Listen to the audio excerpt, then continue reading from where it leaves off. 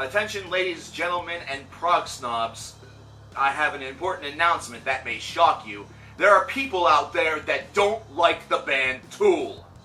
Now, I'm going to give you a minute while you pick up your heart, your balls, and a couple of other organs and, stitch yourself back together.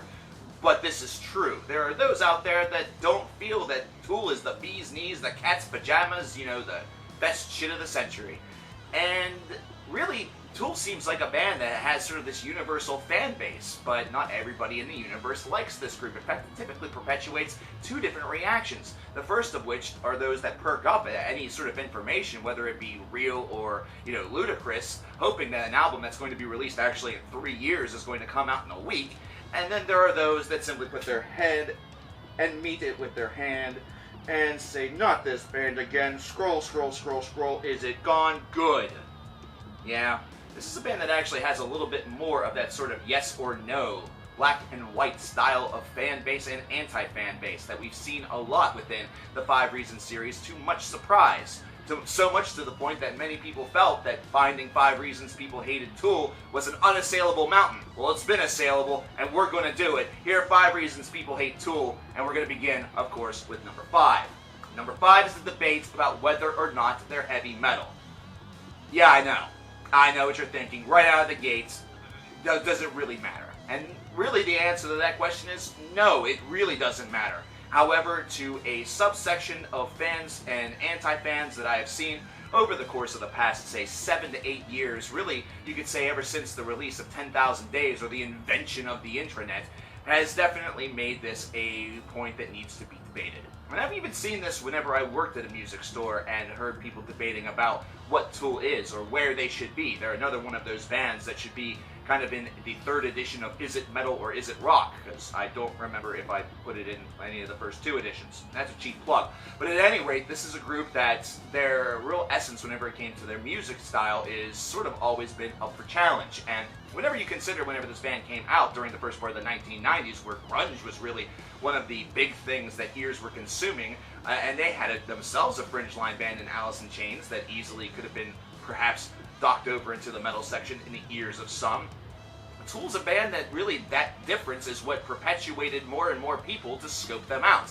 They were different than what you heard on the radio. It gave them a little bit of an edge over some of the other bands out there. Their unique sound was also consumed on the radio, which means that a lot of people feel, well, if they're able to get on the radio with their unique sound, why not this band? Why not this band? Why not my favorite band?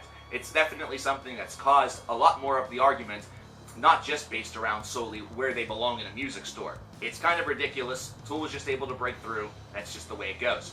Number 4, Maynard James Keenan is pretentious. Now, this is one that you're going to see among people that tend to not have very much information about the band. Like if you ask them to, name 5 different songs, they'll probably name, the Hot and Sober, and then they'll really struggle for the last 3. But aside from that, these are also the types that are extremely internet savvy and read about Maynard's propensity to not be the literal frontman during Tool shows, in fact, opting to stay closer to the back.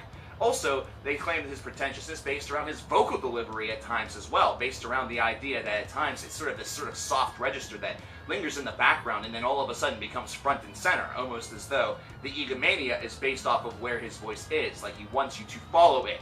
Either way, this is also cemented by some of his comments and some of the things that we're going to discuss with the next 3 reasons. Overall, they find this personality to be one of a highbrow prog snob, the types that you see with the monocle that are perhaps sipping a fine wine while listening to old Yes records. I kind of like old Yes records. Does that make me a prog snob? I'm wearing sunglasses, not a monocle, so explain that shit. Number 3, they like to troll their fans. I don't understand why this bothers people so much, but it honestly does, and it's something that just came back up once again within the past month. Recently, they stated that there was going to be a brand new Tool album entitled Dacom, and it was going to be based off of the 10-year anniversary of the release of 10,000 Days, and it was going to have songs that not a single one of them was under 12 minutes in length. They went so far as to have a track listing and everything. Whether or not this is legit or not, there's a good chance that it probably isn't. Tool has been the type that has trolled their fans for quite some time, and to be perfectly honest, other groups have done it as well. Case in point, Typo Negative. They're also another group that has really liked to do this, but Tool is a little bit more famous for it considering they're a little bit more well-known than Typo Negative was. I know, Typo Negative fans now collectively want to raise Peter Steele from the dead so they can kill me. Either way, This is a main reason why some people have actually walked away from the band, because they simply feel like they've been hurt too many times with the trolling. They've had to endure longer waits based around trolling. The information from the trolling and the troll posts have just made them mad and made them saucy, and sometimes even made them feel a little sad. And based around that, they can no longer enjoy the band anymore. Listen, there was a time period where I myself couldn't enjoy Tool for a little bit. But it was based around a little bit of the, I guess, attachment that I had for this band based off of a couple people that I knew that were in my life and then all of a sudden weren't. That makes it a little bit difficult, but after about, a week, you get over it. After a couple of troll posts, you have to learn to laugh at yourself, you have to learn to laugh at the band, maybe give them the finger if you really want to, but at the same time, whenever you get more legit information or even another troll post, you're going to read it again. Trust me. I know you. I can see you. I actually work for, the people that are spying on you. Number 2, release the damn album. This goes with number 3. This has been the fact that this group has been notorious for their long waits whenever it comes to new releases, and when coupled with the troll posts of whenever these albums are going to come out, it certainly causes some real concern. Many people want the brand new Tool record to follow up 10,000 Days and don't want to wait 10,000 days for it, because waiting 10,000 days is a long fucking time. It's like 30 years, and we're already 1/3 of the way there, so why not go full hog, I guess, but it's definitely something that always seems to keep them grips, especially whenever Maynard James Keenan himself is releasing other music with his other projects, whether it be Pussifer or A Perfect Circle, though it's been a while for A Perfect Circle, so hey Maynard, maybe? At any rate, this is something that infuriates a lot of people and has actually cost the band some of its dedicated core, which you might find to be a little bit amazing, considering the same type of stuff happened whenever Lateralis came out. In fact, whenever Lateralis dropped, it was almost a shock whenever the first single broke. And then whenever it came to 10,000 Days, the wait was very long. It was 5 years, and there was definitely some mixed information. But with this recent wait for the follow-up to 10,000 Days, with the court battles that have gone on, people are really unsure whether or not they can believe everything that they hear or believe everything that they see and read regarding this band, or if they're just being lazy and having a good yuck at the expense of their own fan base. Either way, it's steered some people aside. It's caused a lot of anger and hurt feelings, which again just feels absolutely astronomically weird. But then again, I guess it makes sense whenever the number 1 reason is the pretentious fan base. This is something that has only happened recently. To be perfectly honest, if this list was constructed, 15 years ago, 2 things would be true. First of all, it would look like shit and I have no idea where I would post it. And 2, we wouldn't have this problem with the fan base being pretentious.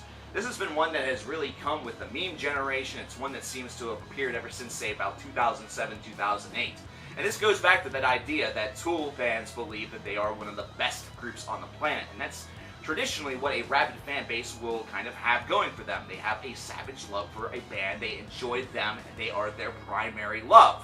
And that's typically okay. However, in recent memory, they're being seen as one of these prog snobby bands that really is always in conversation whenever it comes to any sort of musical illusion that these folks are talking about, or any sort of musical discussion that they are a part of. Based around that idea, there's a lot of folks that at one point in time would have been A-okay with listening to Tool or checking them out for the very first time, but now are going to step aside and figure it's not really worth it, considering they're being barraged with the information. Think about what happens whenever a big hit song, a big hit, pop song or country song or rap song or even rock song comes out, and you see it shared to, your social media 7 different times. It's right there in a line. Now they've packaged it all together, and whenever you see, view 11 more posts and you click on it and the whole thing is basically just saying the same thing, this song is really good, man, this song makes me twerk, man, this song makes me want to... What is the first thing that you want to do? Chances are you don't want to touch it if it's not really your style. Second of all, you'll check it out, but you're going in jaded, feeling like you're going to hate it almost instantaneously because it's popular. Now, there are those out there that will follow everything that's popular and be just fine with it, but whenever it comes to those on the other side, viewing, people talk about Tool in such a highbrow way is almost the same effect, almost the same idea. They take a look at this, they take a look at all the generalized wackery that's going on based around this band and surrounding Tool, and they're immediately going to want to stand aside and not want to be a part of that. It's that inclusiveness, exclusiveness, that overexposed idea that sometimes plagues some of the biggest bands, no matter what genre that they're a part of.